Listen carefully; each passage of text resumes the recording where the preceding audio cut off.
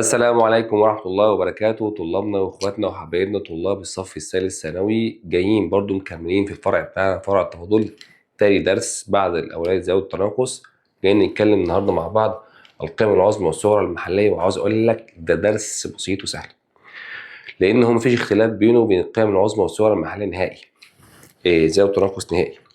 سيادتك في الجزء اللي فات كنت لما يكون معاك دال س كنت بتروح تجيب مشتق دال شرطة س، بس قبله كنت بجيب المجال، صح؟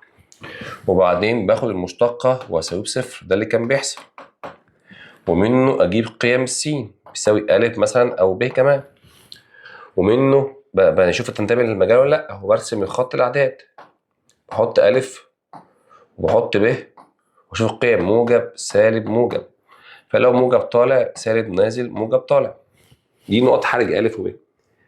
معنى كلامك اللي طالع نازل عامل كده عظمى، معنى كلامك عامل صغرى، فانت ممكن تدرس شغلك كله على خط الاعداد او غير معرفه لو كان مقام زي ما احنا كنا متفقين. يعني انت النهارده مفيش كلمه زياده هتقال غير ان انا عاوز قيم عظمى وصغرى محليه. حلو الكلام. فاحنا جبنا طالع نازل نازل طالع، طالع نازل موجب سالب، يعني عظمى محليه، دي كده اسمها عظمى محليه، ودي اسمها صغرى محليه. في الحالتين بتوعنا الاساسيين بتوعنا، ده موضوع منتهي وفروغ منه ما تقدرش تتكلم فيه ربع كلمه. لكن حته زياده عاوز اقولها لك، انت ممكن تدرسها عن طريق المشتقه الثانيه. لو رحت جبت المشتقه الثانيه بتاعتك لرقم مثلا وليكن ا او ج ايا كان، وطلع اصغر من صفر، على طول بتكون عظمى محليه. وده اللي شرطين للالف، اكبر من صفر بتكون قيمه صغرى محليه. فعظمى محليه او صغرى محليه الاثنين بيجوا عن طريق يا اما رسم خط الاعداد، يا اما عن طريق المشتقه الثانيه، اصغر من صفر عظمى محليه، اكبر من صفر عظمى صغرى محليه. اللي انا عايز اقوله لك، انت بتمشي بنفس الاسلوب ونفس الطريقه اللي انت مشيت بيه في تزاوج التناقص، مفيش اختلاف ولا جديد في الكلام خالص، ولا هغير في حتى في الشغل كله، هيبقى ماشي واحده واحده. بس مثلا يعني ممكن تكون نقط حرجه ا وب نقطه حرجه ا وب نقطه حرجه، وتيجي ترسم موجب وتلاقي سالب سالب. هنا عند أ ليست عظمى وليست صغرى، لكن عند أ عند الثلاثة دي عند الب هنا صغرى، هنا عظمى، تبقى اسمها صغرى محلية. يعني مش شرط كل نقط الحرجة تكون عظمى أو صغرى محلية، مش شرط، بس اعكس العظمى والصغرى المحلية دايما بتكون نقط حرجة. ده كلام منتهي، عملت ملخص سريع بس كده اللي أنا هقوله النهاردة. فأنت أهم حاجة عندك لما تيجي تشتغل مجالك شقاق تساوي بصفر، قيم س، ارسم الخط عشان تشوف زاوية تناقص، أو تجيب مشتقة عشان تعرف القيم العظمى والصغرى المحلية. ده الحوار اللي هبدأ بيه النهارده، فعملت لك خريطة ذهنية كده سريعة ليه عشان تعرف النهارده اتعامل ازاي. تعالى بص شوف السؤال، إذا كان الدالة كثيرة حدود لها قيمة عظمى محلية عند أ وب، فهنا دالة شرط الألف اللي هي عظمى محلية. عظمى محلية لو جيت رسمته يبقى أ أهو كان مشتق بقى خلاص. هنا أنت بتتكلم موجب سالب طالع نازل عند أ ب، كده صغر عظمى محلية راسها لفوق في عظمى محلية. مع ذلك ان القيمه عظمى محليه يبقى المشتقه عندها بيساوي صفر، ده خلاص منتهيه اصلا. طيب يبقى المشتق الاولى بيساوي كام؟ صفر. الثاني المنحنى ص بيساوي س تربيع اس س زائد 7، لو قيمه صغرى محليه عند س، عاوز قيمه صغرى محليه. فانت عارف اول حاجه تجيب المشتق ص شرط، بس بقى لك ح 2 س ناقص 6، اخد 2 س ناقص 6 اساويه بصفر، يطلع س عندك بيساوي 3. هي خلصت خلاص، هو عندي س بيساوي 3. فانا عاوز اكد الكلام بتاعي، هرسم مين يا باشمهندس؟ الثلاثه، واعملها لك بطريقتين، خد يمين وشمال، خد يمين الثلاثه وعوض بيه في المشتقه دي. حلو الكلام. اقعد هنا في المشتقه 4 يبقى موجب، هنا سالب، كده نازل وطالع، كده صغرى محليه عند س بيساوي كام؟ 3. عاوز اتاكد ان كلامي صح، هات مشتقه ثانيه برضو الطريقه الثانيه، المشتقه دي يبقى 2، يعني كده اكبر من صفر، يعني صغرى محليه. لما تقول ده لشرطتين لثلاثه يطلع برضو 2 صغرى محليه عند س بيساوي كام؟ 3. فالموضوع عندك بسيط وسهل على فكره، الموضوع عندك بسيط وسهل. كده برضو نكمل برضو مع بعض كده شويه.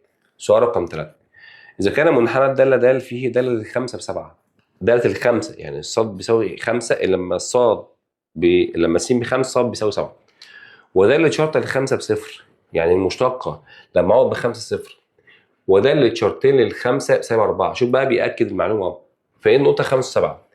المشتقة بصفر، المشتقة التانية بقى سالبة يعني أصغر من صفر، فتكون عظمى محلية. خلاص عظمى محلية بيأكد على المعلومة التانية اللي أنت خدتها. المشتقة التانية بسالبة يبقى بتكون عظمى محلية. طب المشتقة التانية موجبة بتبقى صغرى محلية.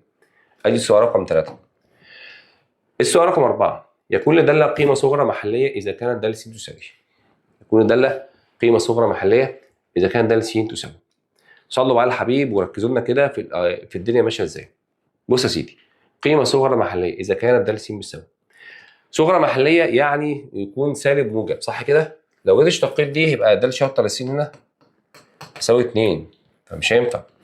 دالة شرطة للس هتساوي 2 س واساويه بصفر، يطلع س بصفر. ارسم خط الأعداد بتاعك وحط صفر. خد يمين وشمال، خد قبل الصفر سالب، هيبقى هنا سالب وهنا موجب، هنا نازل هنا طالع، بقى دي صغرى محلية، هي دي خلاص. طب متأكد من كل برضه، اشتق دي كده 3 س تربيع تساوي بصفر، يطلع س بصفر. فارسم الخط، حط صفر يمين وشمال موجب على فكرة. نفس القصة هنا بس يمين وشمال هيبقى سالب. فهي القيمة الصغرى المحلية عندك اهي، فأنت جبت مشتقة أولى. ماشي يا مستر. سؤال رقم 5 بيقول لك إذا كانت دالة د قيمة عظمى محلية. دالة د قيمة عظمى محلية، فهنا دالة س يمكن أن تساوي، هي عظمى محلية فيمكن أن س يساوي كام؟ اشتق دي برضه 2 س بيساوي بصفر، يعني س بيساوي صفر. فارسم الرسمة وحط صفر، خد رقم قبل ورقم بعد وعوض في المشتقة اللي هي دي، بعد يبقى موجب سالب كده نازل طالع، كده صغرى محلية. التانية اشتقاها دالة شرطة للس 3 س تربيع، هيطلع س بصفر. فارسم الخط بتاعنا حط صفر، بس يمين وشمال هيبقى موجب على فكرة، مش هينفع. التالتة دالة شرطة للس اشتق 3 س تربيع زائد 3 ويساوي بصفر، مش هيطلع قيمة، فهي كلها موجبة على خط. الرابعة والأخيرة دالة شرطة للس، مفيش ولا واحدة لحد دلوقتي. 4 س تكعيب ناقص 6 س، واسحب س عامل مشترك يبقى عندك س تربيع 4 س تربيع ناقص 6 يساوي صفر. حلو الكلام؟ الراجل عاوز يكون عظمى محلية، يعني موجب وسالب، موجب وسالب، يمين موجب يمين موجب والشمال سالب. لحد دلوقتي مفيش ولا واحدة جت لحد هنا. طب نشتغل على الأخيرة كده. 4 س تكعيب يبقى خدنا 4 س تكعيب ناقص 6 س، وسحبت السين عامل مشترك، يبقى هنا س مرة بصفر ومرة هنا السين هتساوي 3 على 2، س تربيع 3 على 2. خد جذرها يعني موجب وسالب جذر 3 على كام؟ على جذر 2. فلو جيت رسمت الرسمة عندي أحط صفر، أحط سالب جذر على 2 وصفر وجذر 3 على جذر 2. خد رقم موجب ورقم سالب. بص عشان أكون واضح وصريح معاك، لو فكرت أكمل في المشتقة التانية أحسن لك يعني. لو جبت هنا دالة شرطين للس، لو هنا حتى رحت جبت دالة شرطين للس هيساوي 2، فدالة شرطين للصفر هيطلع 2 موجبة. موجبة دي أكبر صفر يعني صغرى محلية اللي احنا عملناه هنا. طب هات دالة شرطين س يبقى كام؟ 6 س. حلو الكلام؟ وعاوزين دالة شرطين للكام اللي احنا قلناه صفر، هيطلع بصفر، مش عظمى صغرى عشان طلع صفر. ولو رحنا جبنا دالة شرطين للس هنا أحسن لك برضو، أنت بتجرب الطريقة التانية. 6 س هيطلع دالة شرطين للس، الصفر هنا هيساوي عندك كام في الآخر؟ 6. حلو الكلام؟ يطلع صفر، آسف، ليس عظمى وليس صغرى. تعالى بقى برضو نتكلم في دي كده، نجيب قيمة السين أول حاجة. يبقى أنت عندك هنا سحبت السين أس 4. تمام كده يا باشمهندس؟ س أس 4 سحبت 2 س عامل مشترك، هيبقى عندك 2 س أس 2 صح كده ناقص 6 يساوي 0. مرة س بصفر ومرة س بيساوي دي 3. س تساوي 3 على 2، فلما اخد جذرها موجب وسالب جذر 3 على جذر 2. تعال نروح نجيب مشتقة تانية، ده اللي شرطين للس. يبقى انت عندك 12 س ناقص 6، واروح اقول ده اللي شرطة للصفر هيساوي عندك سالب 6، كده اصغر من صفر، يبقى هنا صغرى محلية، عظمى محلية، وعاوز عظمى محلية، عظمى محلية. خلاص اهي. طب ده اللي شرطة للجذر 3 على جذر 2 وأعوض هنا بيها هيطلع الجذر على جذر 2 هيطلع رقم موجب. ونفس القصة لو عوضت بسالب هيطلع ده اللي شرطة للسين هيطلع رقم سالب. فطبعا اللي عندك طلع عظمى محلية، فين الحتة اللي فيها عظمى محلية؟ الاختيار الأخير. برضه خد بالك منها عشان مهمة. طيب فهمتوا عملت إيه يا جماعة؟ طيب شوف السؤال اللي وراه كده بيقول لك إيه؟ دور أول 2015 إذا كان د س بيساوي س زائد أ على س قيمة عظمى محلية عند س بيساوي سالب 2 فإن أ بيساوي كام؟ هو ما بيختلفش كتير عن النقطة الحرجة، مفيش اختلاف. بس المجال الأول فرق الصفر، اشمعنى؟ عشان مقام. ما تحلش، امال تعمل ايه؟ تقول ده س يساوي س زائد أ س أس سالب 1 وابدا اشتق ده اللي شرطه للسين 1 ناقص أ س أس سالب 2 وظبط لي شكلها ده اللي شرطه للسين 1 ناقص أ على س تربيع زي ما انت شايف كده. حلو الكلام. عظمى محليه او صغرى محليه في جميع الحالات انت تجيب مشتق يساوي صفر، هي نقط حرجه بالحرف الواحد. واروح اقول له عند س بيساوي سالب 2 ده اللي شرطه للسين بيساوي صفر. فلو جيت عوضت 1 ناقص أ على 4 بيساوي عندك صفر، ارمي بره بقى أ على 4 بيساوي 1 فاضرب مقص أ بيساوي 4 ولا عندك حوار اصلا ولا فيها اي فيلم ممكن تقوله يعني. ده السؤال رقم كام؟ رقم 6. سؤال رقم 7 يا باشمهندس دور اول 2021 كان سؤال مهم على فكره. ده س بيساوي 3 أ س تكعيب ناقص ب س ناقص 5 لها قيمه عظمى محليه عند س بيساوي 1 فان. فالمجال بحق كده كده. عاوزك تجيب مشتق ده اللي شرطه للسين العادي، هجيب المشتقه واعوض مكان السين بواحد واساوي بصفر. طريقه الحل واضحه خالص اهي. اشتق 6 أ س تربيع ناقص ب. المشتقه جميله خالص اهي. اول ده اللي شرطه للسين بيساوي صفر لما السين نفسه بواحد. عاوزك تعوض 6 أ ناقص ب بيساوي صفر.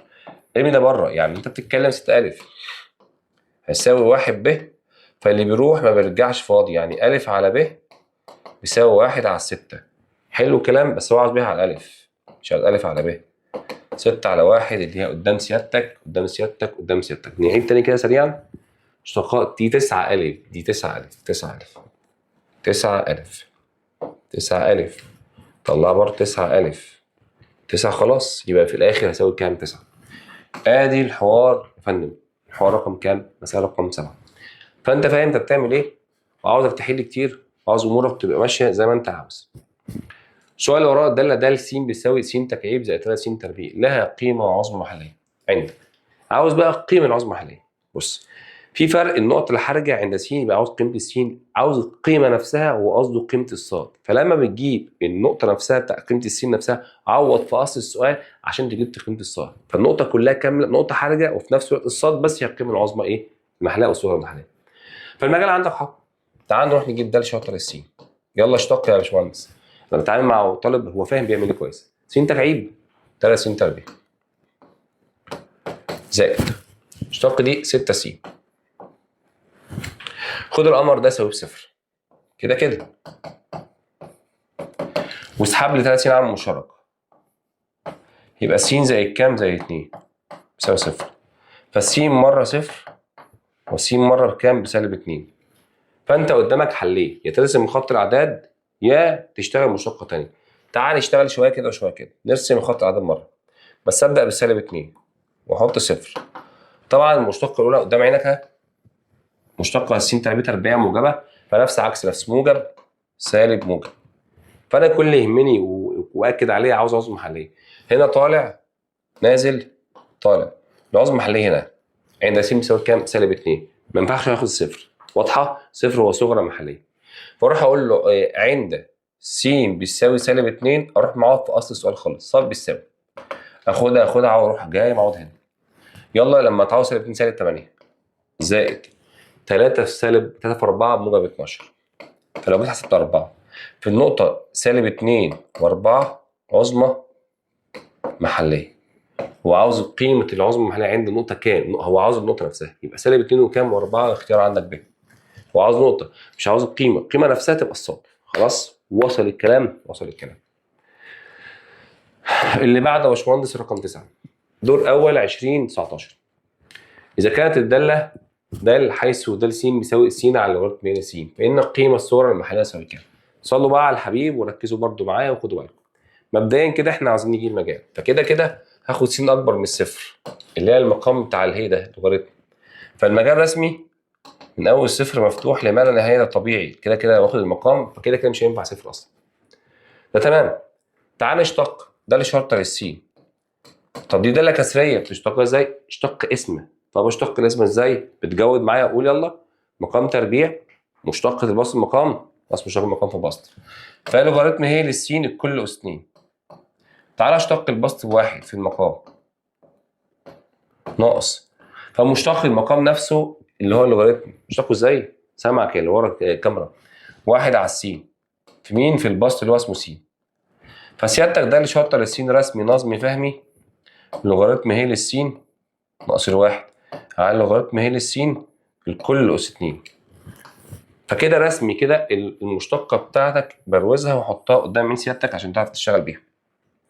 فانت عندك حلين، البسط يساوي بصفر لوغاريتم هي للسين ناقص الواحد بيساوي صفر، المقام نفسه اللي هو لوغاريتم هي للسين من غير الاس نفسه لا يساوي الصفر، فطلع تغيير اشاره بقت لوغاريتم هي للسين هتساوي الواحد، بقت السين نفسها بيساوي اله اس واحد. والثانيه ان انت عندك هنا السين لا تساوي اله اس صفر، يعني السين لا تساوي اصلا الواحد. حلو، ده كلام زي الفل جدا. يبقى انت عندك كده قيمتين للسين. طيب يا فندم لما تيجي ترسم القيمه نفسها، فبرسم المجال خط بادئ من اول الصفر، فانت عندك حاجتين، عندك الواحد وعندك اله، هنا غير معرف وهنا في صفر، فخد رقم ما بين الواحد وصفر عربي في المشتقه يا اخي ولا يكن نص. ولو رحت جبت آلة حاسبة محترمة زي ما كنت معلمكم قبل كده يا باشمهندسين، آلة حاسبة ها، وتحسب اللوغاريتم عندك، تقول له كسر وتحط لوغاريتم اللي هو اللين عشان تعرف الإجابة بتاع لين. لين كام؟ نص 5/10، واقفل القوس وقول له ناقص واحد، وانزل تحت كده كده يبقى موجب، فحط أي رقم موجب وخلاص، هيطلع رقم سالب، هنا سالب. عاوزك ما بين الواحد وهي يا أخي خد 2 ونعمل الكلام ده، خليها كده أهو، وقول لي أنا هاخد الاتنين بخم 2 وقول يساوي، يطلع رقم برضه سالب اهي. حلو، خد رقم بقى ما بين بعد الهي اللي هو التلاته، الهي ده 2.7، فارجع تاني اكمل واخد هنا 3 واكتب 3 واقول يساوي، يطلع رقم موجب. حصل. السؤال ده نازل ده نازل ده طالع، مع ذلك انت ما عندكش هنا الواحد ده نقطه حرجه، اي نعم بس ملوش قيمه عظمى وصغرى محليه، والكلام ده مهم وخد بالك منه لان ما فصلش، لازم يفصل بين موجب وسالب.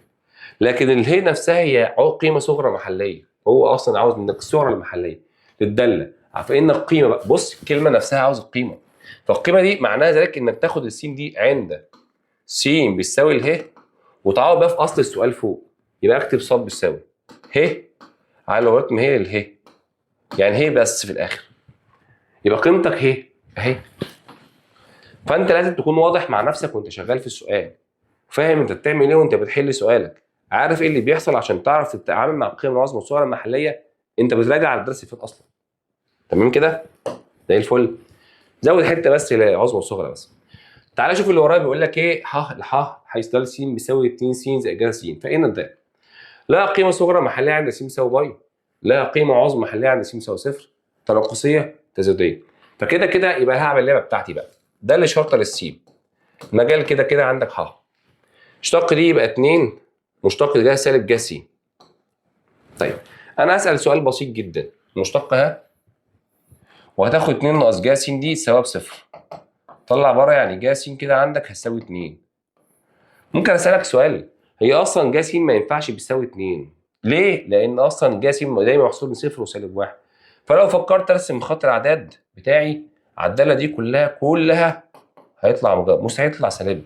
فمن الاخر الداله كلها زياديه مالهاش علاقه ازاي قيم عظمى صغرى، عظمى صغرى لازم يفصل بين موجب وسالب على طول. فالداله عندك داله زياديه. شوف الاشتغالات اللي بتحصل في السؤال نفسه، وشوف الدنيا ماشيه ازاي ورايحه فين وجايه منين، عشان تفهم كويس قوي انت بتتعامل ازاي مع الدرس. انت فاهم، انت واحد فاهم، بس في تكات صغيره زي جا س يساوي 2، واحد يجيب آلة حاسبة يقعد يدب يرزع الآلة الحاسبة عشان يوصل لايه؟ لقيمه الجا س بيساوي 2، مش هتعرف توصل، هيطلع لك بس ايرور، فكلها مجاوبه على حاجه خلاص. وصلت؟ ادي الدنيا برضو السؤال رقم 10، فلازم تفهم انت بتعمل ايه في السؤال. اللي وراه يا باشمهندسين رقم 11. اذا كانت الداله داله فرديه متصله على ح، وكانت الداله قيمه صغرى محليه عند س بيساوي 2، فان الداله يوجد ماشي قيمه عظمى محليه عند س بيساوي -2، قيمه صغرى محليه عند س بيساوي -2، ده اللي شرط الاثنين اكبر من ده اللي شرط -2، ده اللي شرط الاثنين اصغر من ده اللي شرط -2. بالراحه كده وخد بالك. بص، هي فرديه وزوجيه دي شغل ثالثه اعدادي، شغل اولى ثانيه ثانوي، اسف. فلو فرديه لما كنت بقول لك داله الاثنين، داله 2 بيساوي داله -2، حلو الكلام، بيساوي سالب داله -2، بيساوي سالب داله -2. لو دي موجب ودي سالب. قال لك قيمه صغرى محليه عند س بيساوي 2، حلو جدا. فلو رسمت الاثنين هنا اهو، يبقى انت عندك هنا صغرى محليه، هنا سالب وهنا موجب، نازل وطالع، فقيمه صغرى محليه. معنى كلامك انك لو -2 هتغير اشارات، لو هي -2 يبقى هنا موجب وهنا سالب، فطالع ونازل. طب اقرا السؤال بقى. قيمه عظمى محليه عند س بيساوي -2، حصل فعلا. صغرى محليه عند س بيساوي -2، لا. علاقه المشتقه ملهاش علاقه اصلا بالحوار نفسه. فانت بالله عليك يا اخي خليك ناصح، خليك ذكي، وافتكر الحاجات القديمه دي لو كانت فرديه. طب لو كانت زوجيه يبقى الاثنين زي بعض، سالب موجب يبقى هنا سالب موجب، كلام منتهي. السؤال اللي وراه بيقول لك ايه؟ المنحنى ص بيساوي س ه اس س، س ه اس س، عنده نقط محليه، عاوز الصغرى والعظمى والسين بكام. فتعالى يا عم نجال بحاها فاشتق صاد شرطه. الاولى في مشتقه ه اس س ب ه اس س، زي الثانيه ه اس س في مشتق الاولى بواحد، فصاد شرطه لو جيت اشتغلتها هاخد ه اس س على المشترك، يبقى عندك س زائد الواحد. فانا اخد المشتقه يساوي بصفر، وقلت لك 100 مره قبل كده، 100 مره مالكش دعوه بده، خد س زائد الواحد يساوي بصفر، يطلع س بيساوي كام؟ -1. فسيادتك لو جيت رسمت الخط بتاعك وبصيت هنا عندك -1 حصل. المفروض بتعمل ايه؟ يمين وشمال، او بيشتغل على المشتقه الاولى ولا الخط العادي. خد قبل -1 وليكن خد بعد -1 صفر، واقعد بينا اهو في المشتقه في دي كده، هيطلع دايما موجب. خد -2 يطلع معاك سالب، خلاص يا عم اهي. فدي كده صغرى نازل طالع، فكده صغرى محليه عند س بيساوي -1. عند س -1 الصغرى صغرى محليه هي فعلا. سالب عظمى لا، صفر، مفيش صفر اصلا عشان تتكلم فيه. بس هو رقم 12 يا باشمهندسين. رقم 13، اذا كان ده اللي شرط للسين بيساوي س ناقص ا في س ناقص ب والف اكبر من ب. يعني لما تيجي تحط على رسمه الف اكبر من ب، بص بالله عليك يا اخي دي المشتقه، فكده رسم س هيساوي الف لو هساويته بصفر، وس بيساوي ب، فمكانه على الرسمه لو برسم قال لك الف اكبر من ب، فالب الاول والالف الثاني. عاوز اعرف الاشارات. طب لو ضربت س في س بس تربيع، فالاشاره السين تربيع موجبه، فبتيجي تحط الاشاره ازاي على خط نفس عكس نفس، فيبقى موجب سالب موجب. فده بمشي طبيعي قوي اهو، ده طالع نازل طالع، هنا عظمى هنا صغرى. اقرا السؤال. عند س بيساوي الف قيمه صغرى محليه، هي حقيقي فعلا. ده اللي شرطه للالف بيساوي ده اللي شرطه للب، ولا عند س بيساوي ب قيمه عظمى محليه، ولا ده اللي شرطين الالف اصغر من ده اللي شرطين للب؟ جميع العلاقات كلهم صح، كله صح ما عدا تاني. عند س الف عظمى محليه حصل. ده اللي الشرطه للالف بيساوي ده اللي الشرطه للب، طبيعي، ما هو عند كل واحد فيهم المشتقه بتاعتك بقيمتها بصفر. الثالثه عند س بيساوي ب عظمى محليه حصل. المشتقه بتاع الثانيه عند الف اصغر من المشتقه الثانيه عند ب. مين قال لي الكلام ده؟ ما نعرفش حاجه زي كده اهي، هي دي. فكله صح ما عدا دي. فسيادتك عاوز تتاكد هتضطر تجيب المشتقه الثالثه تعديل ضرب بدالتين، وبعدين تبدا تعوض الف وتعوض بالب. يعني تجرب كده، ده اللي شرط لي السين يا سيدي. فالاولى مشتقه ثانيه بواحد، زي الثانيه مشتقه الاولى بكام؟ بواحد. يعني انت بتتكلم س ناقص الف، حلو، زي الس ناقص ب رسمي. يعني انت بتتكلم ده اللي شرط لي السين، بص كده 2 س ناقص الف ناقص ب، حلو الكلام. لو فكرت بقى يا باشمهندس هجرب بقى ده اللي شرطين الالف، يعني اعوض مكان الالف يبقى اسمه ايه؟ 2 الف ناقص ب، يبقى 2 الف ناقص ب بالف ناقص ب. طب لو جيت ده اللي شرطين الب، عوض هنا، يبقى انت عندك ايه؟ 2 ب او ب ناقص الف.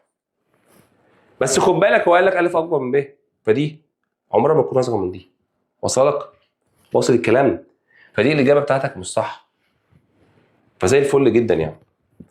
تخيل السؤال اللي ورايا كده بيقول لنا يلا. اذا كان س تنتمي من صفر لباي على 2، حلو، ربع اول وربع من صفر 90 يعني.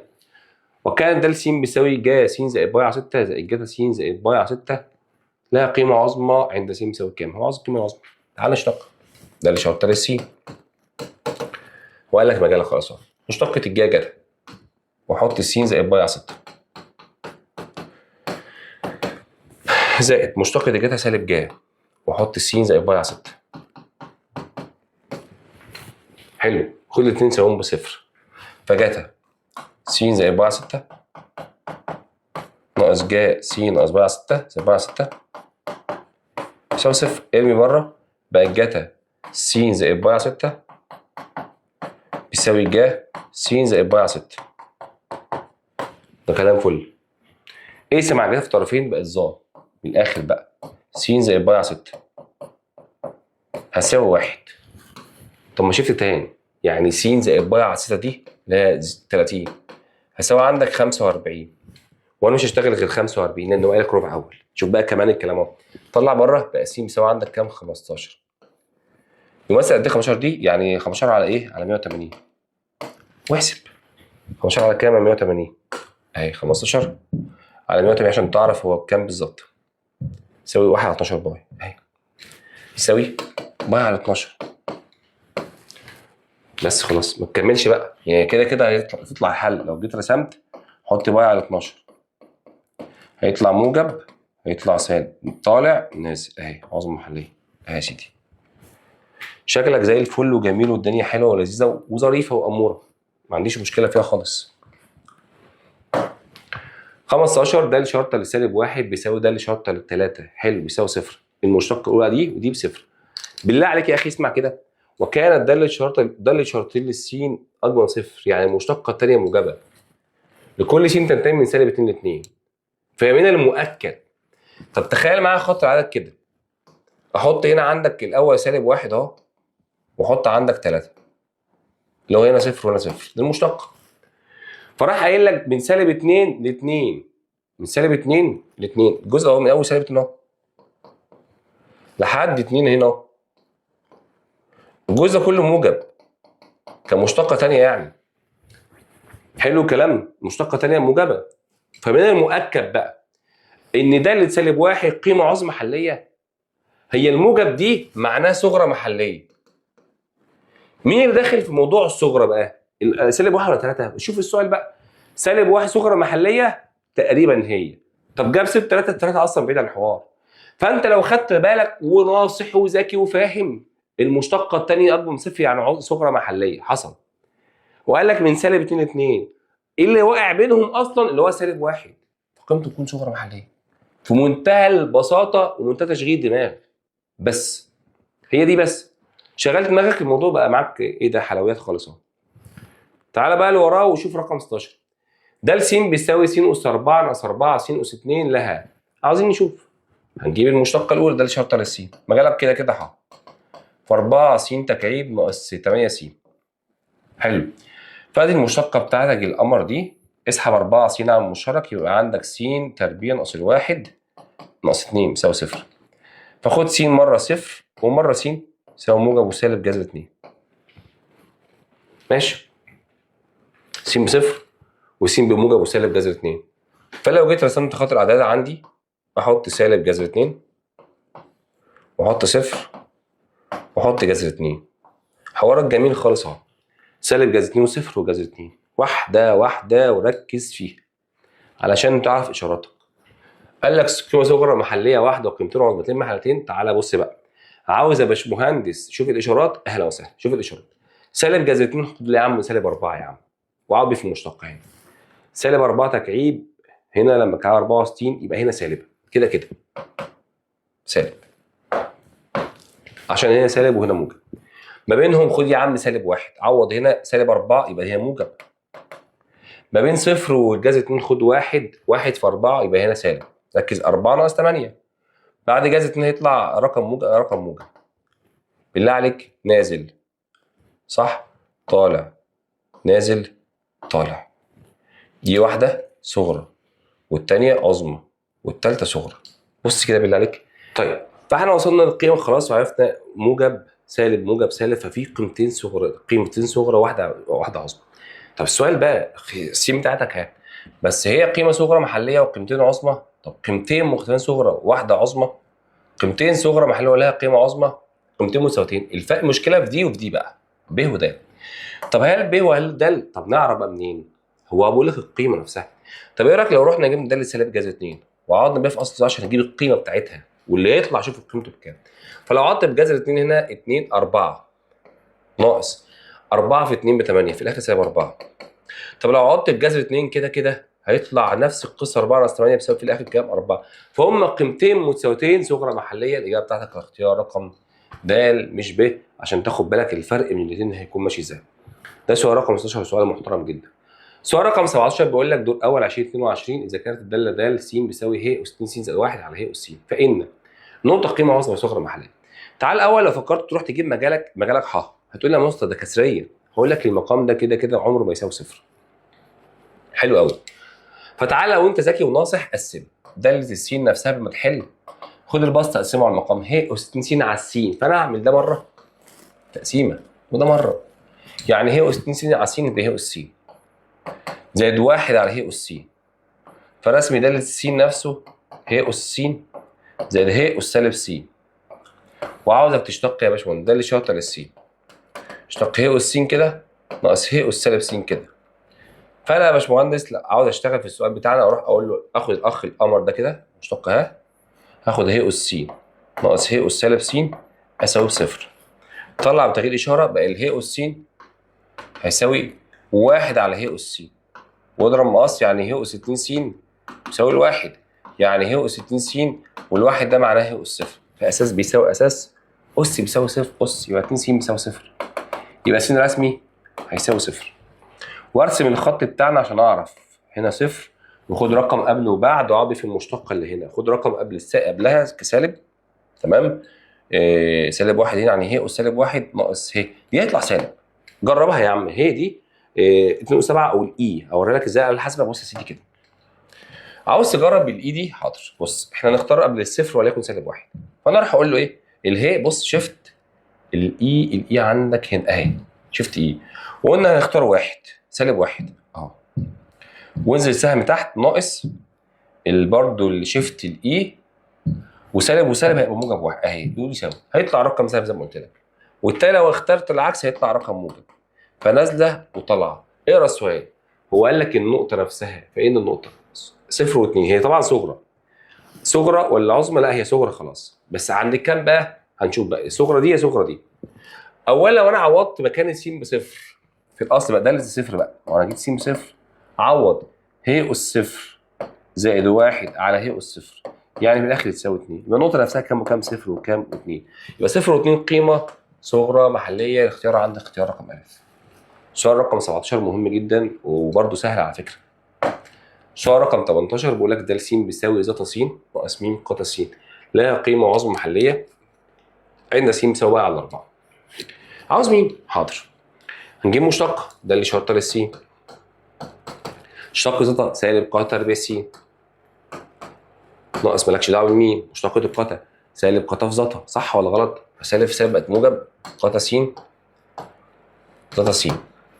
القمر ده جميل ده، واروح اقول ده اللي الشرطه للسين بيساوي صفر لما السين بيساوي 1 على 4. سالب ق تربيع 45 زائد م ق 45 زتا 45، فدي كده ب2 يبقى سالب 2 زائد ق 45 يعني الجذر 2 م دي بواحد، خلاص هيساوي الكلام ده كله بصفر. طلعه بره بطريقه الاشاره كده، يبقى جذر 2 م بيساوي عندك 2. اقسم على جذر 2، 2 على جذر 2 بيساوي عندك جذر 2. خلصت خلاص. الدنيا جميله وسهله برضه. الله ينور يا شباب.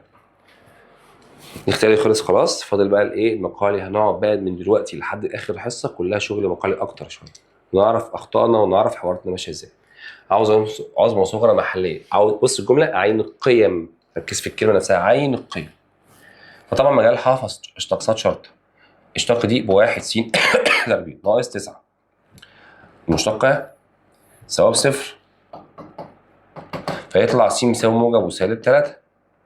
خد القمر ده كده وعاوزك بيه تعوض بيه في المشتقه الاولى، اصل الداله انت عاوز القيمه، او اروح اقول له عند س بيساوي 3، اروح اقول له ص بيساوي، عوض معاه كده 27 في تلت، 27 في تلت 9 ناقص 9 في 3 27 زي 2، 9 ناقص 27 سالب 18 زي 2 يبقى سالب 16. يبقى اول حاجه عندك خد بالك بقى، اول حاجه بس الاول كنت المفروض ارسم خط الاعداد. بص يا باشمهندس، سالب 3 و3، هنا موجب سالب موجب، دي طالع نازل طالع، فطبعا طالعه هنا عظمى محليه هنا صغرى محليه. حلو جدا. فراح اقول له بقى عند 3 وسالب 16 صغرى محليه، او عند سالب 16 صغرى محليه. ليه قلت كده؟ عشان عاوز القيم نفسها. واروح اقول له عند س بيساوي كمان سالب 3، واروح اعوض في اصل السؤال ص بيساوي سالب 27 في 3 سالب 9، وسالب 9 في سالب 3 موجب 27 زي 2، 29 ناقص 9 فيها 20، النقطة كام وكام؟ سالب 3 20 قيمة عظمى محلية، أو أقول له أكتر بقى عند 20 عظمى محلية. فكلام برضو بسيط ومنتهي هنا. السؤال اللي وراها برضو تاني نفس القصة، بنعيد نفس الكلام تاني، نجيب ده لشرطة للسين، مجالك ح 6 س تربيع زائد 6 س ناقص 12. بروز الأمر ده كده واشتغل. أقول له 6 س تربيع زائد 6 س ناقص 12 بيساوي 0.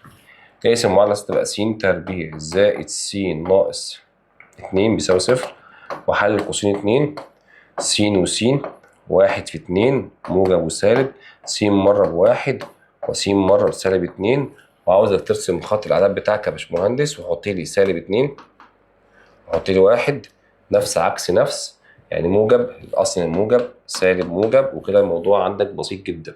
فلما تيجي تتكلم بعد كده في بساطة الموضوع وبساطة الحوار نفسه، طالع نازل طالع عظمى صغرى. حلو الكلام. اروح اقول له عند س بيساوي سالب 2 اعوض في ص بيساوي هنا 2 في سالب 8 سالب 16. ركز بقى، 3 في 4 بموجب 12، ها سالب 12 في سالب 12 في سالب 2 موجب سالب 12 في سالب 2 موجب 24 زائد 5. هنا عندك سالب 4 سالب يبقى 20 20 5 25. يبقى اقول له هو عاوز بص قيم، بص عند 25 احنا قلنا بقى 25 سالب 2 عظمى محليه، واروح اقول له عند س بيساوي كام بقى؟ الثانيه س بيساوي 1 او ص بيساوي 2 زائد 3 ناقص 12 زائد 5، 5 و5 10 يبقى سالب 2. عند سالب 2 صغرى محليه.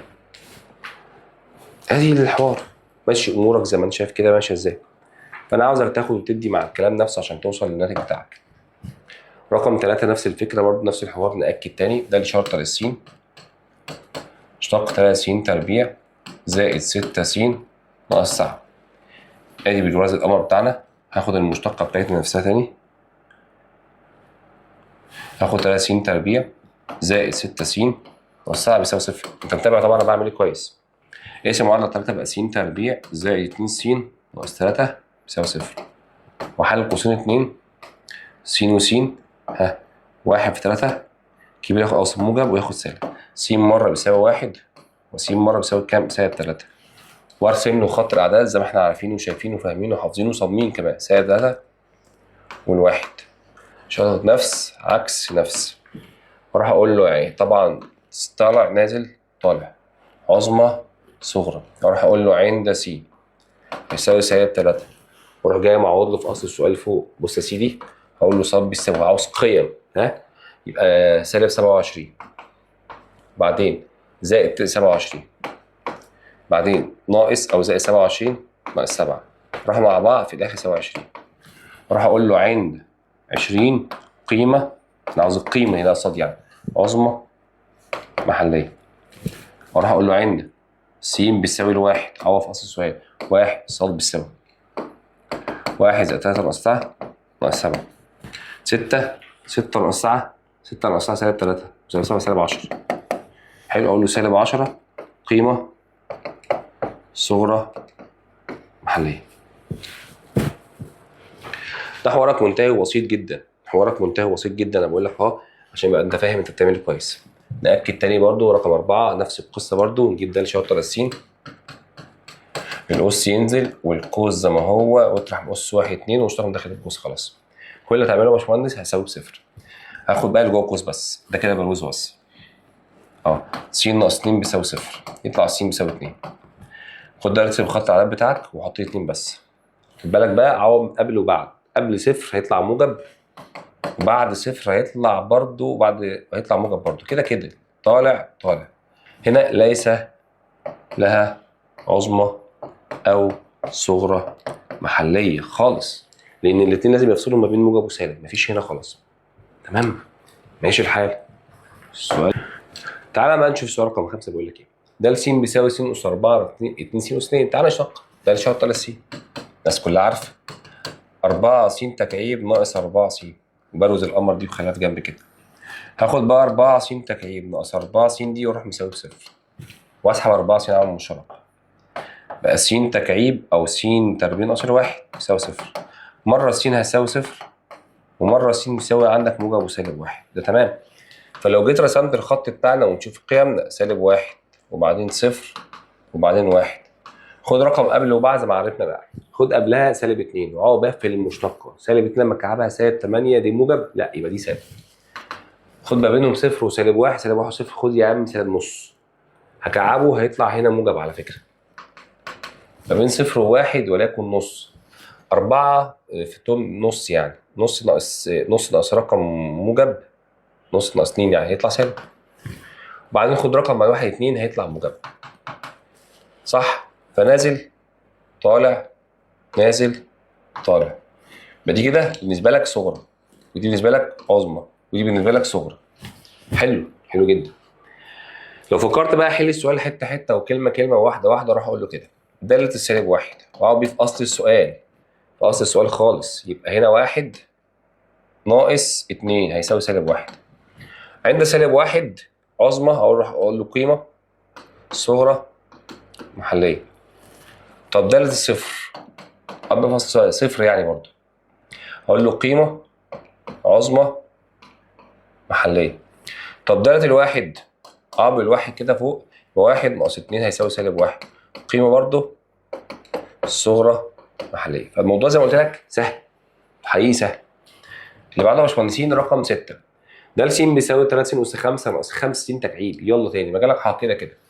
ده اللي شرطه للسين، احنا متعودين 15 س اس 4 ناقص 15 س اس 2. حلو ده. هتجيب بقى يا باشمهندس هنا خد 15 س اس 4 ناقص 15 س اس 2 يساوي بصفر، واسحب 15 س اس 2 على المشترك. يبقى عندك س اس 2 ناقص الواحد يساوي صفر. مره س بصفر ومره س بيساوي موجب وسالب واحد. نفس الفكره تاني، وارسم الخط بتاعنا واحط سالب واحد واحط صفر واحط واحد، وابدا اخد رقم قبل وبعد زي ما علمتك. هاخد سالب 2 واعبي في المشتقه هنا، اس 4 هيبقى موجبه هنا، يبقى هنا موجب على فكره. ما بين سالب 1 وصفر خد سالب نص، سالب نص اس 4 يبقى هنا سالب، هيطلع سالب. عاوزك تاخد من صفر واحد نص، نص هنا يطلع بص كده، هات يا عم آلة حاسبة عشان ما تلخبطش نفسك. انا بقول لك اهو عشان ما تلخبطش نفسك. بص 15 في نص 5 من 10 اس كام بقى؟ اس 4 اهو، اس 4 ونزل تحت ناقص 15 في كام عندك؟ 5 من 10 نص اس 2 يساوي، يطلع رقم سالب. حلو الكلام ده سالب. برضو معلش خد رقم قبل وليكن سالب نص. حلو الكلام كده. 15 اهو تاني في سالب نص اس 4 اس 4. بص كده عشان ايه؟ حط في قوس اهو عشان الناس اللي بتقعد تستهبل دي شويه. اس 4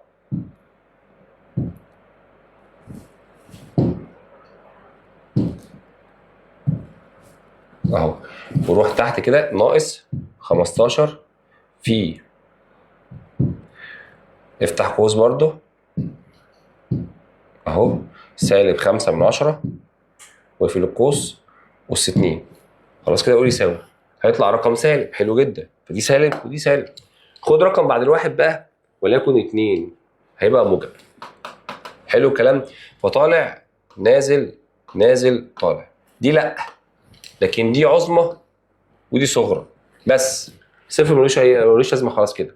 واروح اقول داله السالب 1 وعامل في اصل السؤال يبقى سالب 3 زائد 5 هيساوي 2. اقول له قيمه عظمى محليه.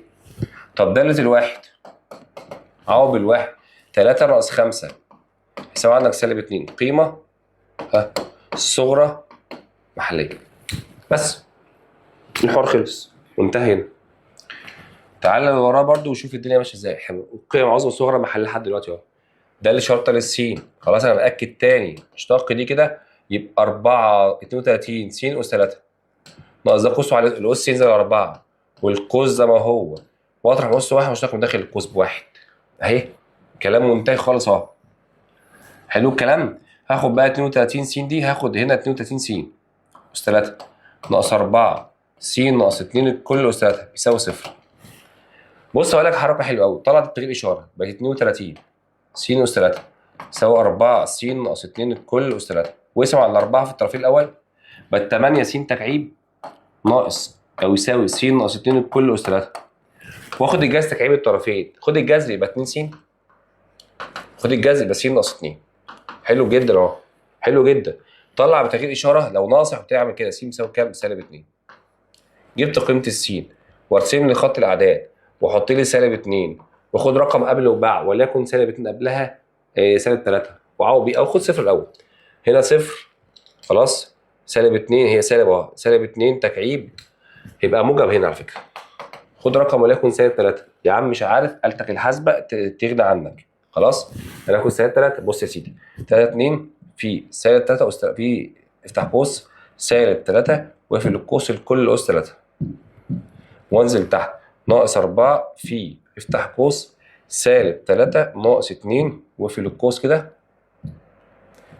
القوس اس 3 قول يساوي.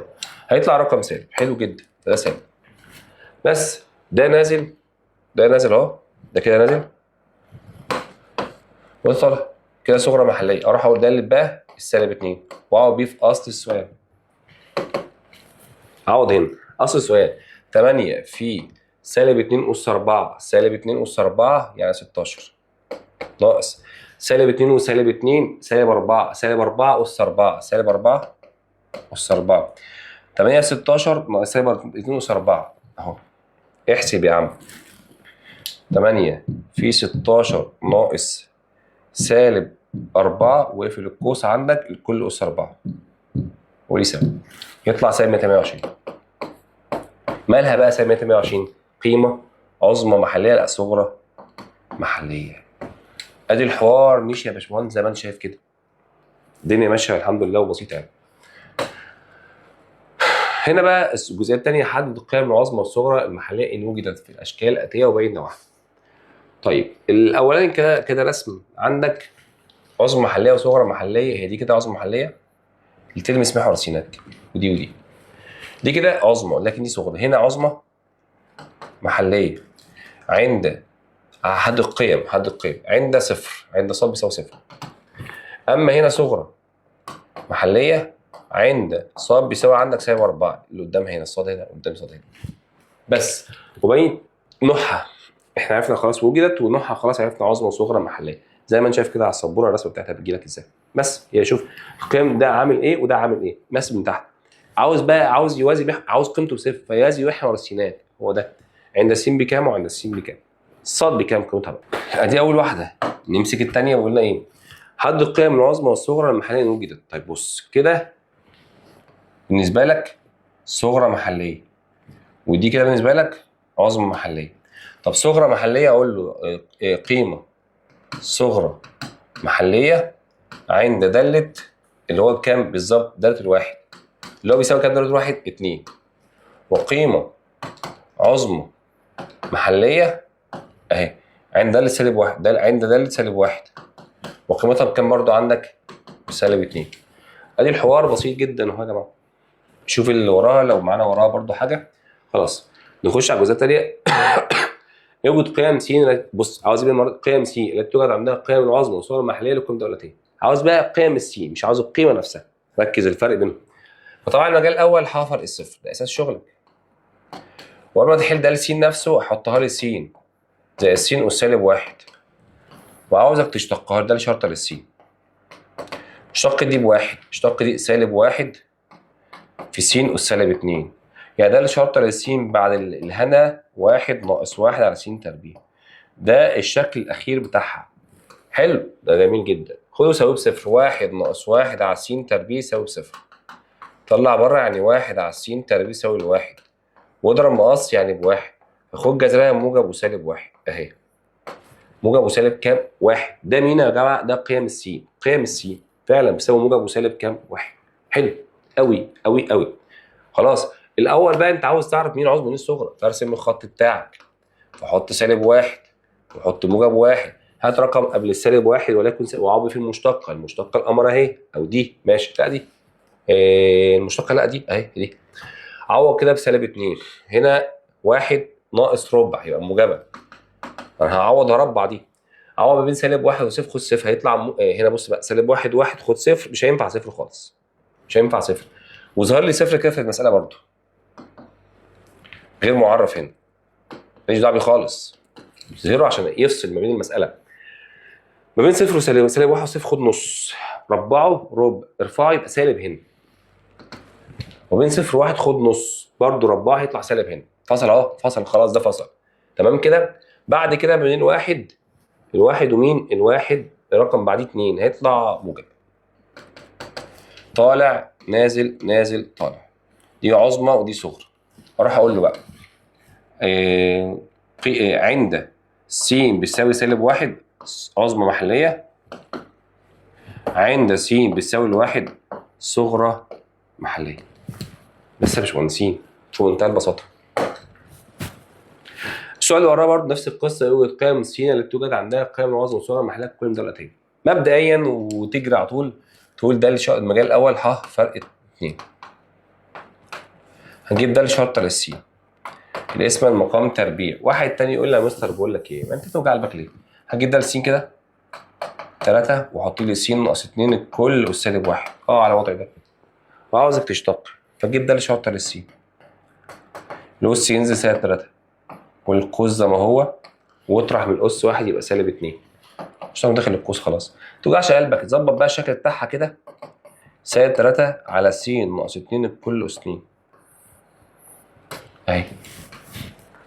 وبعدين خد البسط يساوي صفر لو في بسط. خد بقى المقام لا يساوي صفر، المقام اللي جوه القوس س ناقص 2 لا يساوي صفر، يعني س لا يساوي الاثنين اهو. وارسم من خط الاعداد وحط لي 2 وهنا غير معرف. خد قبل وبعد، قبل 2 وليكن صفر، عوض في المشتق، عوض هنا هيطلع سالب كده كده تحت الموجب عشان تربيه. خد بعديه وليكن 3 هيطلع برضو عندك لو خدت بالك برضو سالب. مفيهاش كلام. هنا مفيش عظمى مفيش صغرى. حتى بقول لك ايه؟ اوجد قيم السين توجد عندها قيم عظمى وصغرى محليه لكل دول الاتيه. هنا عندك مفيش عظمى مفيش صغرى في السؤال اللي قدامك اهو، وخدت بالك وركز فيه، وليست لها عظمى وليس لها صغرى، واصلا ايه نقطه حرجه عند الاثنين دي ممكن. بس ادي السؤال يا عم. اللي بعده يلا رقم 4 برضه نفس الفكره برضه. نشوف كده يلا. مجالك الاول فرق الواحد، فرق اصفار المقام. هنجيب ده لشرط للسين. فالمقام واحد ناقص س الكل أس 2. مشتقة البسط 2 س. في المقام واحد ناقص س ناقص مشتق المقام يبقى سالب واحد بقت موجب واحد في البسط في س تربيع. فنجيب ده لشرط للسين كده ونبص الدنيا ماشية ازاي. 2 س ناقص 2 س تربيع اهي زائد س تربيع على واحد ناقص س الكل أس 2. تعال نمسك سؤالك بقى ده لشرط للسين. فك معايا يا باشمهندس. هنا 2 هنا عندك دي ودي مع بعض سالب س تربيع. ما انا هجمع دي ودي زائد 2 س. تحت عندك واحد ناقص الكل أس 2. يلا يا بينا. خد البسط يساوي بصفر وخد المقام لا يساوي صفر. البسط يلا. سالب س تربيع زائد 2 س يساوي صفر، والمقام واحد ناقص س بس قول لا يساوي صفر. احنا كده كده جايبين المجال اصلا. اسحب س على المشترك يبقى سالب س زائد 2 يساوي صفر. يبقى س مره بصفر وس مره بكام؟ ب2. اما هنا س لا تساوي الكامل واحد. حلو. معنى كلامك دلوقتي ومعنى الشغل دلوقتي اللي هنشتغل فيه قيم س عندك صفر واثنين وسالب واحد. ارسم الخط، احط الاول صفر، احط اتنين، لا احط واحد، وبعدين احط كام؟ اتنين. هنا صفر وهنا غير معرف وهنا اتنين. خد رقم قبل الصفر وعوض بيه في المشتقة. المشتقة فين اهي.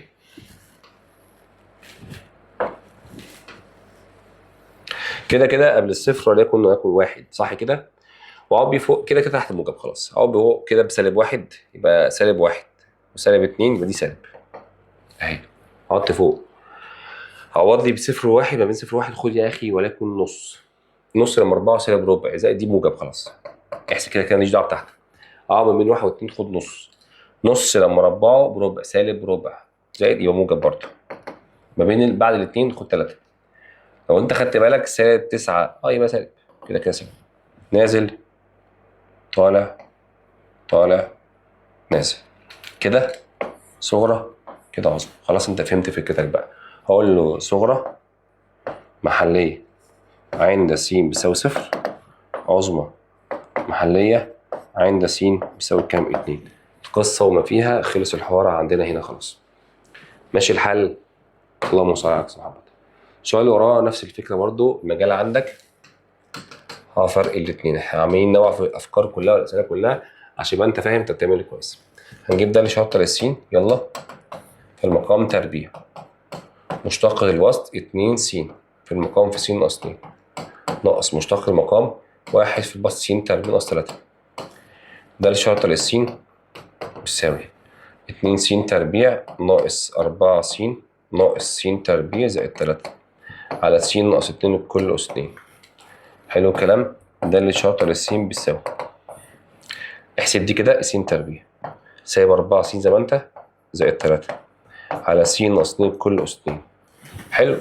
بروز جميل ده، بروز الجميل ده بروز الجميل ده خلاص خلاص كده. يلا خد بص بصفر س تربيع ناقص 4 س زائد 3 يساوي بصفر، وخد المقام س ناقص 2 بس لا يساوي صفر. زي الفل.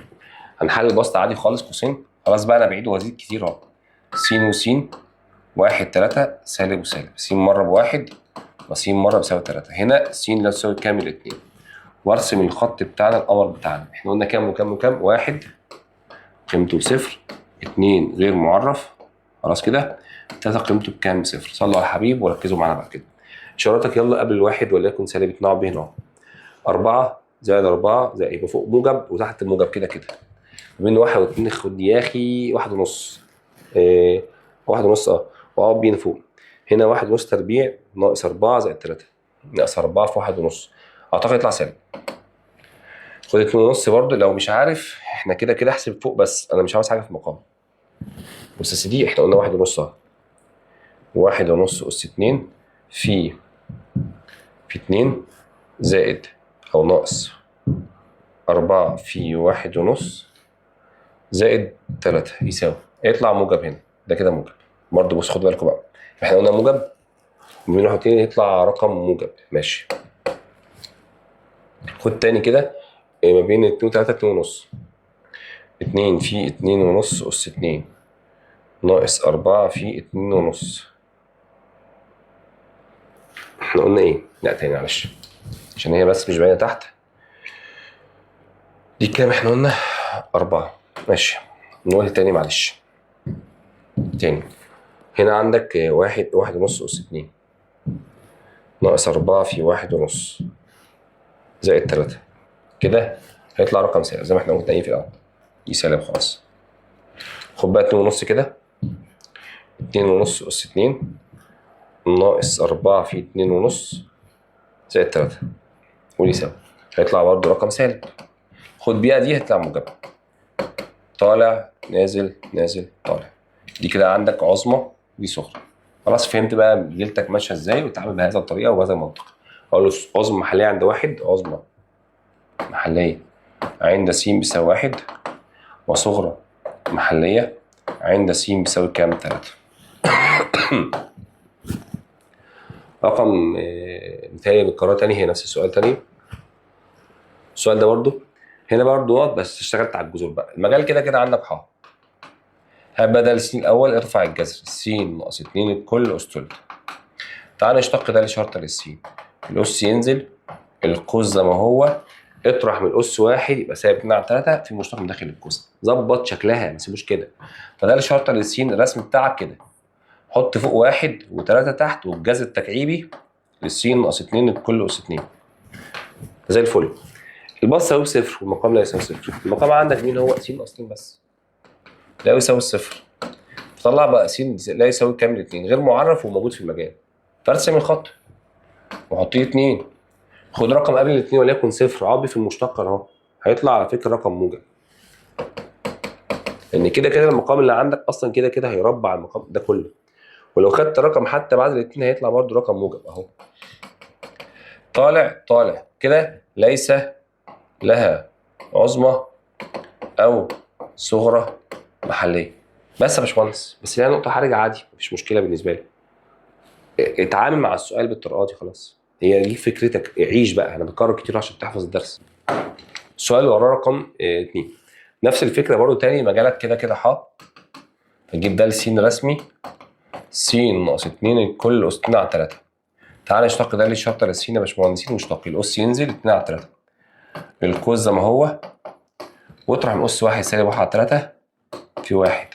فده اللي شرطه للسين كده يا باشمهندس. يلا ظبط بقى شكلها. فوق 2 وتحت 3 وتحت الجذر تكعيبي للسين ناقص 2 الكل اس 1. خلاص. يلا خد المقام يساوي بصفر. ها س ناقص 2 يساوي بصفر. يعني س لا يساوي صفر. لا يساوي له 2.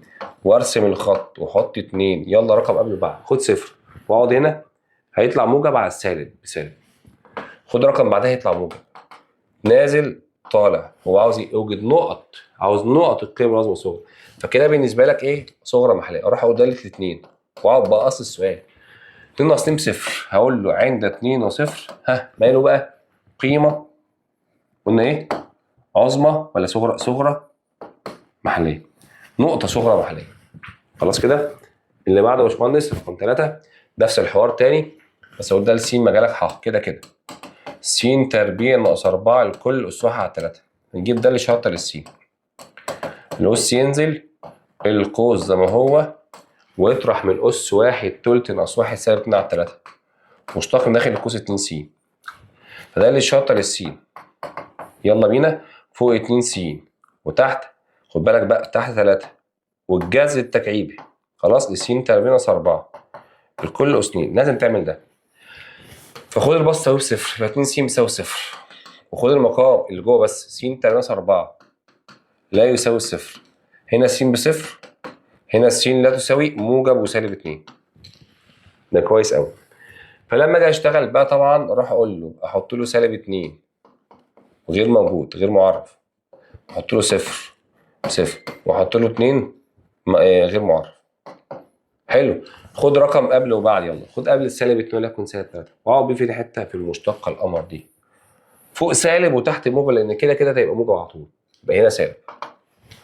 طيب ما بين سالب 2 وصفر خد يا اخي وليكن كام عندك؟ سالب 1 برضه. سالب 1 واقعد بيه هنا برضه. فوق سالب تحت موجب بقى سالب برضه. بعدها موجب. يعني خدت الواحد بعد الموجب موجب برضه. فنازل طالع مفيش غير دي بس صغرى محليه. اروح اقول له عند داله صفر. اقعد في اصل السؤال. هيطلع جذر تكعيبي يساوي 4. يعني سالب جذر تكعيبي ل 4. اروح اقول له صفر والسالب جذر تكعيبي ل 4 نقطه مالها بقى؟ عظمى محليه ولا صغرى محليه؟ صغرى محليه. بس. السؤال اللي وراه رقم 4 نفس الفكره بتاعتك بس ضرب دالتين. عاوز نقط مجال ح كده كده. ده اللي الشرطه للسين. فالاولى في مشتق الثانيه 2 زي الثانيه 2 س ناقص 5 في مشتق اولى عندك كام بقى؟ 2 على 3 س واطرح من اس 1. 2 على 3 ناقص 1 سالب 1 على 3. ظبط الشكل بتاعك خالص ما تسيبوش كده. فطبعا لو جيت اشتغلت في السؤال ده اللي شرطه للسين رسمي اهو يساوي 2 جذر التكعيبي س تربيع زائد. بص بقى اللي جايه دي 2. بص فوق مين؟ 2 واحط 2 س ناقص 5 عادي تحت 3 والجذر تكعيبي السين. طبعا انتوا الناس عارفه انا بعمل ايه كويس. فانت عندك حلين كده كده. فخد دي كلها بروزها كده. هقول له بقى 2 جذر تكعيبي للسين واطلع ده بره عشان هيساوي بصفر على طول بقى. طلعه يساوي بصفر اهو. سالب 2 س ناقص 5 على 3 الجذر تكعيبي للس. ف2 تروح مع 2 دي خلاص، ريح نفسك منها خلاص. واضرب مقص. فلما اضرب مقص اللي يحصل 3 الجذر تكعيبي لس تربيع. انا بضرب السين في س تربيع، لا دي دي تربيع، دي تكعيب. حلو. هيساوي عندك 2 سالب سالب بس سالب 2 س ناقص 5. بص يا باشمهندس بقى، الجذر التكعيبي يطلع 3 س بس، والسالب يخش جوه اللي وراه، سالب 2 س زائد 5. ارمي هناك بقت 5 س بيساوي 5، بقى س عندك بيساوي 1. وإياك تنسى تاخد المقام، خد س لا يساوي صفر. فأنا جبت قيم الس كمان، هنا لو يساوي صفر وس بيساوي كام؟ 1. تعالى بقى يا باشمهندس ارسم لي خط الأعداد. حط لي صفر وهي غير معرف، وحط لي 1 وهي بصفر. حلو قوي. خد رقم قبله وبعده عارف مشتق، خد وليكن قبل الصفر وليكن سالب 1 وعوض بيه في المشتق. بص هنا موجب خلاص يعني انت بتتكلم سالب 1 موجب 2. اهو بقى هنا سالب 1 سالب 2 وسالب 5 سالب 3 سالب 3 وفي 2 سالب 6 سالب 6 وتحت عندك سالب على سالب موجب، يبقى هنا 6 مثلا، وانت قلت لي هنا موجب، هي كلها موجبه خلاص. ما بين 0 و1 نص، هتقعد تعوض فيها هتطلع سالب. باخد رقم بعد 1 خد 2، هيطلع على فكره كلها موجبه. فنازل طالع، اسف نازل طالع. هقول ده لصفر واقعد في اصل السؤال هيطلع صفر كده كده، يبقى صفر وصفر عظمى محليه. دالة الايه؟ الواحد.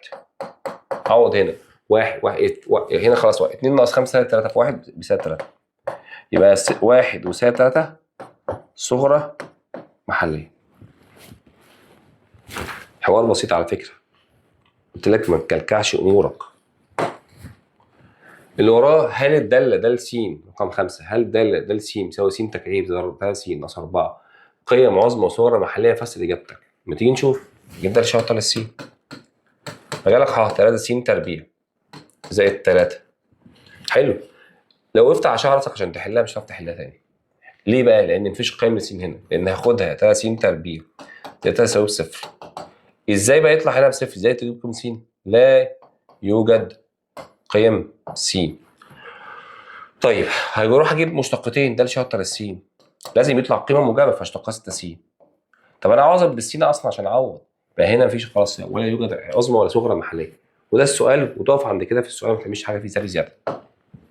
يلا يا باشمهندس نبص على السؤال رقم 6 بيقول لك ايه؟ يوجد القيم العظمى والصغرى المحليه لكل من الدوال الاتيه. طبعا هي بقى جت دوال مثلثيه. فتعالى اشتق ده لشرطه للس. اشتق 2 س دي ب 2 ناقص مشتق ق تربيع س، وبروز الامر ده خليه قدامها هنا. هاخد 2 ناقص ق تربيع س دي واساوي بصفر. طلع بره بقى ق تربيع س بيساوي عندك 2.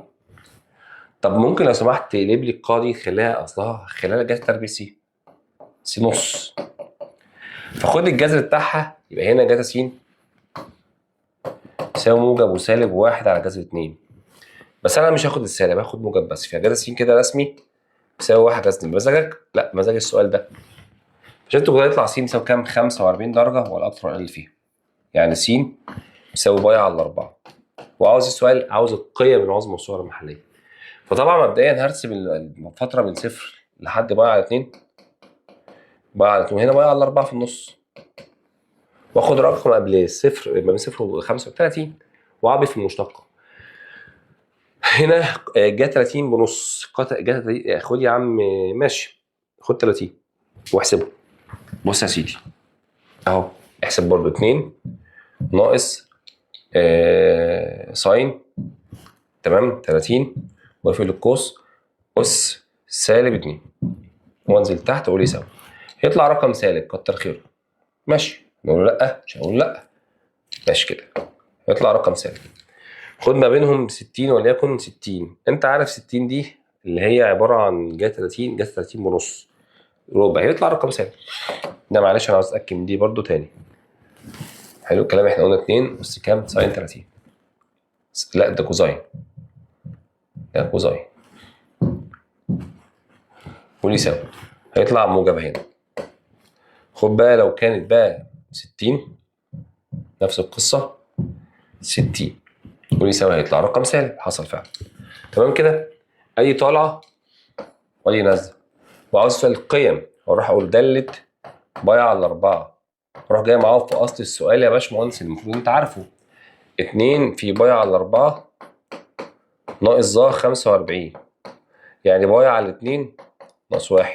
هقول له بقى عند باي على 2 ناقص 1 دي قيمه عظمى محليه. والله العظيم يا باشمهندس الحوار ماشي زي ما انت شايف كده. السؤال يا باشمهندس وراه بيقول لك ايه؟ نفس الكلام تاني بينأكد تاني. د س بيساوي ج س زائد ج س. هات د شرطه للس. مشتقة الجا جتا س مشتقة الجا سالب جا س. ادي السؤال. اخده جتا س ناقص جا س بيساوي 0 وطلعت تغيير اشاره بقت جتا س بيساوي جا س. حلو قوي. يبقى هنا ظا س في الاخر رسم يساوي 1. قال لك من 0 ل 180 فالجا موجبه في ربعين اول وثالث فانا مش هينفع برضه اخد ثالث لان عدى ال 180 فالس رسمي ب 45 كده. حلو جدا.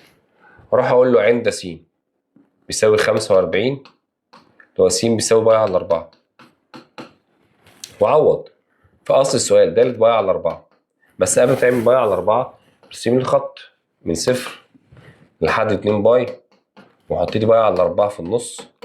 خد رقم ما بين 0 لباي وليكن 30 وعوض بيه في المشتق. جاتا 30 ناقص ساين 30 عشان ما تغلطش.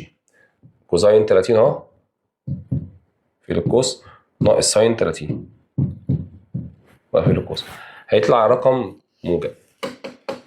خد يا اخي بعدها وليكن يا اخي 90 لو انا خدت 90 حتى 0 ناقص يبقى سالب كده كده سالب طالع نازل كده. وراح لو جيت اتكلمت معاه راح اقول له حاضر. هقول له ده اللي بقى بايع على 4 وهو في اصل السؤال يبقى 2 جذر 2 لو عوضت كده 45 جذر 45 قيمه مالها بقى عظمى محليه. ادي سؤالك في منتهى البساطه يا سيدي. سؤال رقم 3 ضرب دالتين ماشي. داله والتاني من 0 ل 90 بقى. صاد شرطه الاولى جا س المشتق الثاني مشتق دي سالب جتا س سالب جا س زائد الثانيه 1 زائد جتا س في المشتق الاولى عندك مشتقة الجا جتا س. صاد شرطه بيساوي سالب جا تربيع س زائد جتا س هنا بقى زائد جتا تربيع س. ده كويس قوي. فسألتك يا فندم عشان تحل السؤال ده حوار هيرخم سيكا شويه فراح اقول له صاد شرطه كده هعمل حركه بقى اللي هو ايه هظبط بس شكلها شويه. جاتا تربيع س احطها كده ناقص جاتا تربيع س زائد جاتا س. فصاد شرطه كده ده بقى انت حافظه كويس قوي هو عباره عن جاتا 2 س زائد جاتا س وسيب لي المشتقه كده. بس انا عاوز احلها فاضطر اساويها بصفر. فعشان تيجي تشتغل جاتا 2 س فانت عندك 3 قوانين لحساب المثلثات للقانون الجاتا بالذات. ناصح خد واحد منهم اللي هيناسبك. فده اللي هيناسبك 2 جاتا تربيع س ناقص الواحد زائد جاتا س ورتبهم 2 جاتا تربيع س زائد جاتا س ناقص الواحد يساوي بصفر. وحل المقص كده 2 جاتا س شوف الذكاء والنصاحه جاتا س واحد في واحد انت عاوز فرقهم يكون واحد مظبوطه. كبير ده هياخد في النص موجب وسالب يعني مره جاتا س هيساوي نص ومره جاتا س هيساوي عندك كام سالب واحد. جبت القيمتين بتوع الجاتا. بعد ما جبت القيمتين هجيب السين. خد بالك هي من 0 ل 90 هنا س رسمي هيساوي 60 اللي هو بايع على 3. اما هنا س نفس رسمي هيساوي عندك 180 وده هيترفض خلاص. عشان انا بتكلم معاك فين حته بتكلم معاك من 0 ل 90 فهرسم من 0 لبايع على 2 حط بايع على 3 اللي هو 60 درجه. خد قبلها وليكن 30 وعبي في اصل السؤال عشان اعرف الاشارات الاول 30 وعبي في المشتقه هنا جاتا 60 ونص زائد جاتا هيبقى موجب. خد رقم ما بينهم بايع 3 يا اخي يا اخي يا اخي يا اخي. خد اي رقم وليكن مثلا ايه 80 مثلا. كوزاين اقول له كوزاين بقى 2 في 160 ناقص او زائد كوزاين 80. انا عاوز بس اعرف الاشاره بس وخلاص ده اللي يهمني. يساوي 3 سالب. متشكرين جدا. فدي سالب ودي موجب، ففل جدا. طالع نازل عظمى محليه، اقول ده اللي تبقى على 3. هو بيبقى اصل السؤال جا 60 جاز على 2 في جاز 60 بنص على 2 في الاخر جاز على 4 قيمه عظمى محليه منتهيه. ادي الاسئله بتاعتك يا باشمهندس اللي تتعامل فيها ازاي. ولسه معانا شويه كمان. يوجد القيم العظمى والصغرى المحليه لكل من الدولتين. ماشي، ده اللي أسئلة المره دي مجالك حق. نجيب ده اللي شرط السين. اشتق الأس سالب 2 في 4 سالب 8 س في ه أس سالب س تربيع. فخد سالب 8 س دي يساوي صفر بس. طبعا المشتقة يبقى س نفسها بيساوي صفر، فارسم الخط بتاعك القمر حط صفر. خد يمين وشمال وعرض في المشتقة. يمينك سالب هيطلع موجب، شمالك هيطلع سالب. طالع نازل. هو عاوز سؤال قيم العظمى والصغرى المحلية. راح أقول له بقى ده للصفر. راح جاي معاه في أصل السؤال يبقى 4 هي أس صفر يعني بيساوي 4. هقول له قيمة مالها بقى عظمى محلية. قيمة عظمى محلية. السؤال اللي وراه نفس الفكرة برضو بس ضرب دالتين. ده اللي شرط للسين. فالأولى في مشتق التانية سالب 1 زي التانية في مشتق الأولى هي أس س. فاللي يحصل منك كالآتي. اسحب دي مشتقة ظبطها بس شوية. ده اللي شرط للسين. سالب ه أس س زائد ه أس س 3 ناقص س. واسحب لي بروز دي يا باشمهندس. واسحب ه أس س عن مشترك يبقى سالب 1 زائد 3 ناقص س. حلو. وهساويها بصفر. وانا شغال كده هاخد له كده 2 ناقص س في ه أس س يساوي صفر. 2 ناقص س يبقى اخد 2 ناقص س يساوي صفر. يطلع س عندك بيساوي كام؟ 2 اهي. حلو جدا. تمام قوي قوي قوي كمان. ارسم الخط بتاعك وحط 2 وخد قبل وبعد. خد قبل 2 وليكن صفر. صفر عوض فين حته في المشتق هنا. هيطلع دي كده سالب 1 وهنا عندك 3 ناقص صفر 3. هيطلع كلها موجبه هنا. احنا قلنا كام؟ هيطلع موجبه. احنا قلنا صفر موجبه دي خلاص. خد رقم بعد الاثنين وليكن 3. هنا 3 ناقص صفر خلاص يبقى هيطلع سالب اهي. طالع نازل. قيمه عظمى محليه. هقول بقى داله 2 واقعد في اصل السؤال يبقى هي اس 2 بس لان كده دي خلاص ب 2. يبقى اقول له قيمه هي اس 2 عظمى محليه. شوف الفكره بعمل ايه. انا بشتق وبعوض يا باشمهندسين واحده واحده وكلمه كلمه وعلى مهلك.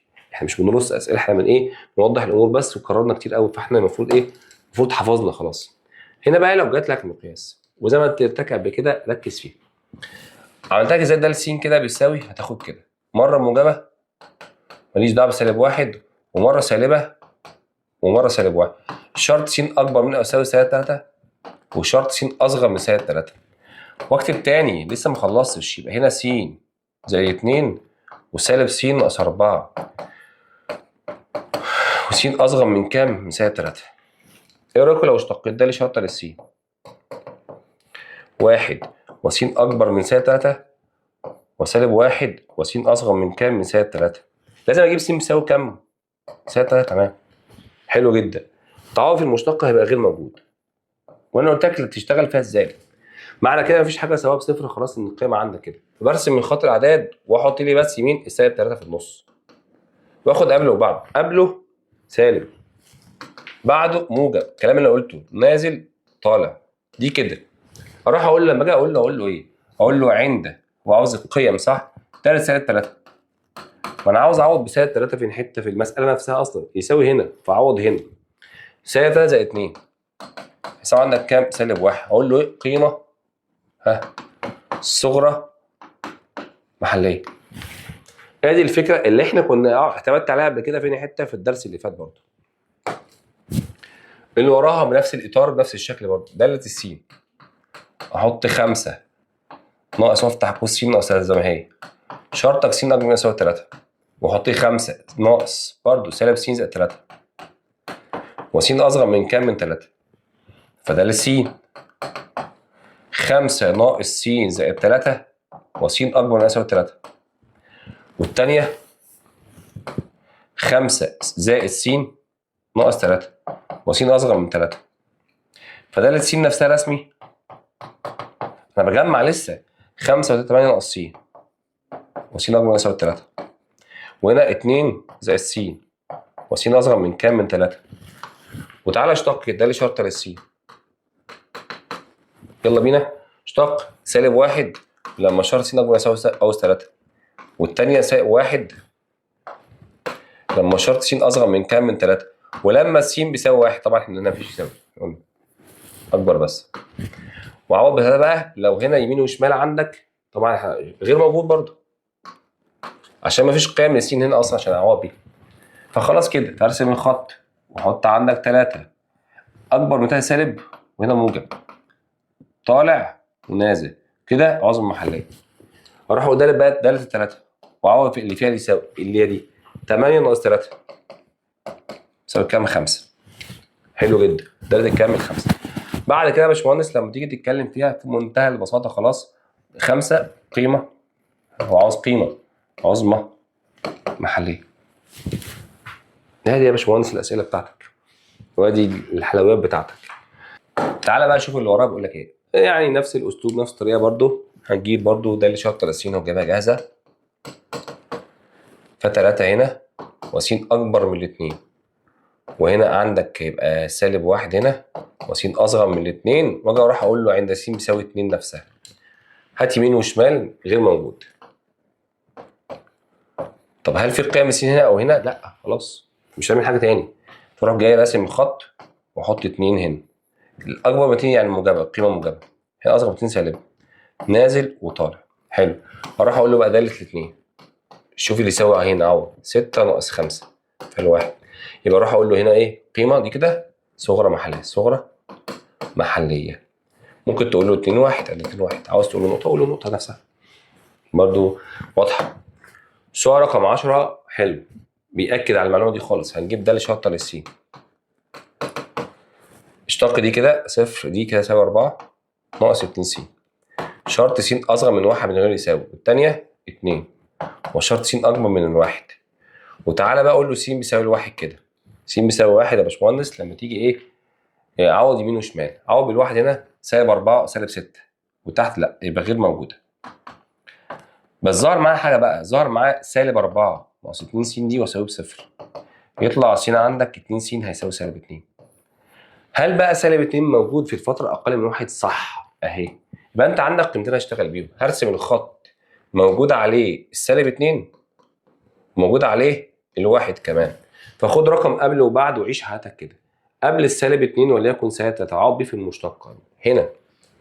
يبقى انت عندك موجب 6 يبقى موجب هنا على فكره. طب ما بين سالب 2 1 ما بين سالب 2 1 وليكن يا اخي صفر. صفر موجود في حته هنا برضو عوض هيطلع برضو هنا سالب. خد رقم بعد الواحد هنا يبقى موجب طالع نازل طالع. هنا كده عندك عظمى وهنا صغرى. اروح اقول له عند او داله السالب 2 وعوض فيني حته في اصل الداله سالب 2 نفسها تعوض في اصغر من 1. عوض كده 3 زائد 8 ناقص 4 11 ناقص 4 فيها كام؟ الخمسه. مالها قيمه اروح اقول له سالب 2 و5 عظمى محليه. طب دلت الكام يا باشمهندس؟ الواحد. الواحد ينتمي لأنهي فترة؟ اللي فوق برضو اللي فوق يساوي 3 ناقص 4 ناقص 1. 3 ناقص 4 سالب يبقى سالب 2 يبقى كام وكام؟ 1 وسالب 2 ماله؟ صغرى محلية. ده حوارك يا باشمهندس اللي انت بتشتغل بيه. ده حوارك اللي انت هتمشي بيه. ده حوارك اللي ربنا هيكرمك بيه وعاوزك تحل كتير. السؤال اللي وراه برضو نفس الاطار تاني نفس الشكل التاني بيأكد عليه اهو. ده اللي شرط للسين. يلا يا باشمهندس 6 س ناقص 2 وس اصغر من اصغر من 1 والثانيه 2 س وس اكبر من 1 وحط لي س بيساوي الواحد هنا. عوض هنا 6 ناقص 2 ب 4 4 وهنا بص هنا 6 ناقص 2 ب 4 وهنا 1 في 2 ب 2 غير موجوده خالص. ده مش زي بعض. اعمل ايه يا باشمهندس؟ اخد 6 س ناقص 2 يساوي صفر واخد 2 س يساوي بصفر، يطلع س بيساوي تلت ويطلع س بصفر. ممكن اسال السؤال، هل التلت ده لما خدت دي اقل من واحد؟ ايوه. هل الصفر ده لما خد دي اكبر من واحد؟ لا، دي مرفوضه. واضح الكلام؟ فتاخد القيمه واحد وتاخد التلت بس، وارسم الرسمه وحط لي الاول تلت وبعدين حط لي واحد. لازم تعمل الكلام ده كويس. خد رقم قبل التلت يا اخي، خد صفر واقعد فين صفر ينتمي اللي فوق هيطلع سالب. خد رقم ما بين التلت والواحد، خد تلات ارباع وعوض بيه فوق، اعتقد هيطلع. خد الاول واحد كده، الاول اكبر من واحد 2 وعوض بيه هنا 4 4 ناقص هيطلع سالب، وهنا موجب نازل طالع نازل. فدي صغرى ودي عظمى. بس اروح لداله التلت، شوف التلت ينتمي لي فتره اصغر من واحد وعوض 3 في 1 على 9 ناقص 2 في 1 على 3 ناقص 5 واحسب وهيطلع عظمى صغرى محليه.